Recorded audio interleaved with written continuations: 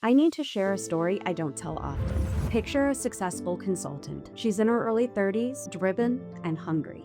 She's traveled across the United States, implemented complex systems for fintechs and supply chain giants, trained thousands, held her own in boardrooms, obtained multiple degrees and certifications, and navigated evacuations from literal natural disasters simultaneously. From the outside, she's unstoppable. She has all the answers. She knows what to do, or at least knows how to get everybody moving in the right direction. She is a high-powered problem solver. Now picture that same woman curled up in a ball under her desk, sobbing uncontrollably. She pulled her chair in just enough so that if her husband walks into the room, he doesn't see her hiding. Why? Because she's so ashamed that she couldn't hold the weight of the world on her shoulders anymore, an unrealistic expectation. That woman was me.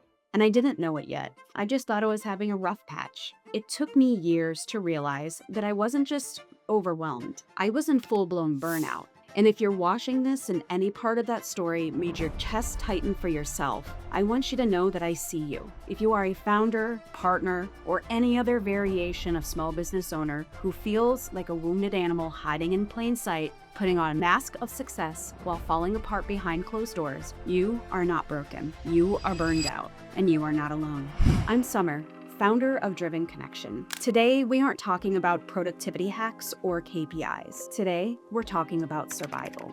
We're talking about how to pull yourself out from under the desk and that first step towards redesigning a life that you don't need to hide from. And before we go further, I just want to say, burnout, it's a massive topic, one we can't solve in a 10-minute video. So consider this a part one. Here's the brutal truth about burnout. It thrives in the shadows, convinces you that if you stop, everything falls apart. It tells you that asking for help is a weakness. It tells you that you just need to push through one more launch, one more horror, one more crisis. I know that voice. I listened to it. I listened to it until I found myself with no possessions but a laptop and a passport and the clothes on my back in a tiny village in Costa Rica, having blown up my life because I didn't know how to ask for a break. But I learned a few things on the other side of burnout. The Stoic philosopher Epictetus shared a well-known maxim. We have no power over external things, but we have power over our minds. I've since branded a version of that on my soul, and that says, focus on what you can control. And that's going to be our mantra for today's episode. Focus on what you can control. When I was at my lowest, I didn't realize that I was burnt out because I was trying to control the ocean, client emotions, global catastrophes, the economy, project timelines, and product launches. But you can't stop a tsunami. You can only control where you stand. At the time that I was sitting on a remote mountain in Costa Rica, contemplating my existence, I didn't know anything about Stoicism or that side of philosophy. But I still looked at my life and asked, what is one thing that I can control today that will help me feel better tomorrow? I needed a win, something, anything. Ultimately, it wasn't about the revenue, wasn't about the client. I needed to look inward and quickly, and I found that it was sleep. I was staying up late working on projects for years, socially drinking to numb the stress of high-stakes decision-making, waking up tired and then fueling the cycle. I needed to do something different.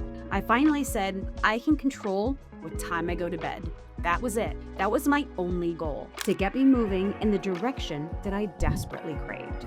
It sounds small, but that small shift, reclaiming one tiny sense of agency, that was the beginning. When burnout hits this hard, most founders eventually face two doors. And I want to be very clear before we move forward. There is absolutely nothing wrong with choosing either option. Door one, you go back to being an employee. You realize the season of entrepreneurship isn't serving you. You prioritize your health. You get a steady paycheck, benefits, time spent with the family, whatever it is that you need that you are lacking. Some people call this quitting. I call it strategic stabilization. If you choose this, do it with your head held high. We're taking care of ourselves in this scenario. Entrepreneurship will be here later. Or door two, you make a radical redesign. This is the door I chose after crashing into it a few times. This is where you decide, I'm going to keep the business, but I'm going to completely change how I exist within it. This path requires you to admit something a little painful. Your superpower is actually your kryptonite. My flaw was believing that I could do anything, and mostly succeeding until it got to the end. I could simultaneously outwork, outlearn, and outlast anyone. And that resilience is exactly what broke me. To walk through door 2, you have to stop proving that you can do it all, and you have to focus on what you can control. Your time, your energy, your boundaries. So how do we do that? I want to share the exercise I used to help founders reclaim their lives, and I called it Redesign Your Life. Now I know what you're thinking. Summer, I'm too tired to plan dinner, let alone my life. I get it. When you're deep in burnout, the future hurts to think about. But you aren't looking 5 years out for this exercise. Today, we are looking at tomorrow. Step 1, the dream schedule, the control audit. I want you to grab a piece of paper or a tablet. My preference is actually a whiteboard. And I want you to write out not what your day would look like today, but what a day would look like if you weren't in burnout. And be realistic as you jot down what you would do at different hours of the day. What time would you wake up? Not the 5 a.m. club, your actual rested time. What is the first thing that you would do? Coffee on the porch? A walk? Read? Stare at the wall in silence? It's your life and your choice. When would you start work? If you could reorganize your day, like defocus the mornings and meetings in the afternoon, would it look like that? When would you stop working? And what would you do after? This is an exercise I return to quarterly whenever I feel like something is off. We go through different seasons of our lives where our priorities shift, so we shouldn't be surprised if we prioritize our time differently now versus a year from now. Step 2, pick one thing you can control. Look at that tomorrow dream list. You can't control everything on it yet. You might still have 8 hours of meetings tomorrow, even though you dream of 4. But find one anchor that is solely within your control. This is where you can practice the mantra. You see the chaos and you focus on what you can control. Is it your wake-up time? Is it the 20 minutes before you open your laptop? Is it the time you go to bed? Like I said, for me, it was sleep. That was the only lever that I could pull in that phase of my life, but pulling it changed everything. Step 3, defend it. Once you pick that one thing, that one slice of redesign life, you defend it as if your life depends on it. Because in some cases, it might. If your goal is no meetings before 10 a.m. so you can think, you block your calendar.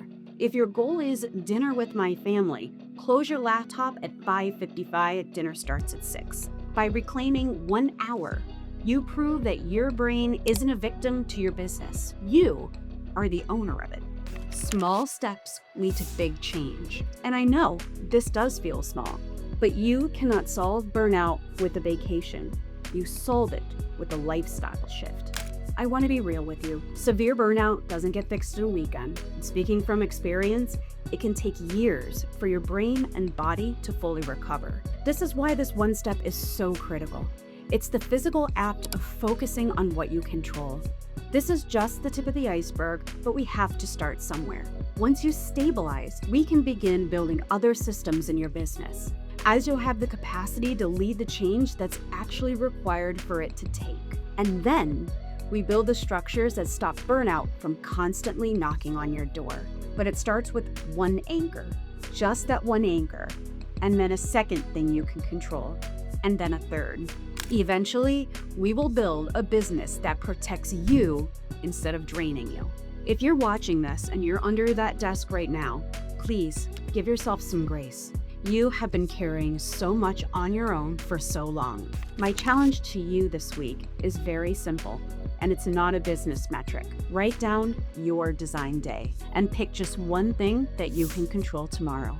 I'm Summer. I see you. And we'll catch up on the next installment of Driven Grow.